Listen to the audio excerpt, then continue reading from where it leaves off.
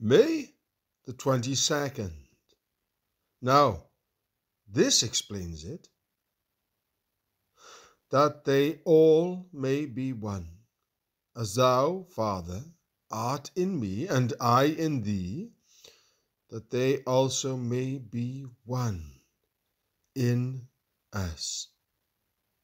John chapter 17, verse 21. If you are going through a solitary way, read John chapter 17.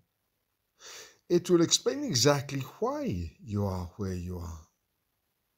Jesus has prayed that you may be one with the Father as he is. Are you helping God to answer that prayer? Or have you some other end for your life? Since you became a disciple, you cannot be as independent as you used to be. The purpose of God is not to answer our prayers, but by our prayers we come to discern the mind of God, and this is revealed in John chapter 17. There is one prayer God must answer, and that is the prayer of Jesus, that they may be one, even as we are one. Are we as close to Jesus Christ as that? God is not concerned about our plans. He does not say, "Do you want to go through this bereavement, this upset?" He allows these things for his own purpose.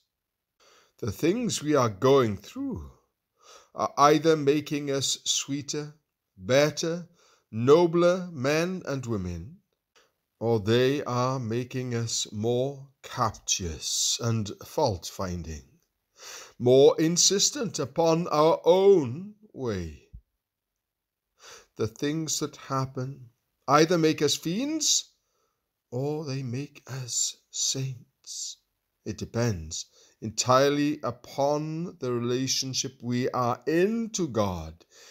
If we say, "Thy will be done," we get the consolation of John chapter 17. The consolation of knowing that our Father is working according to his own wisdom. When we understand what God is after, we will not get mean and cynical. Jesus has prayed nothing less for us than absolute oneness with himself as he was one with the Father. Some of us are far off it, and yet God will not leave us alone until we are one with him, because Jesus has prayed that we may be.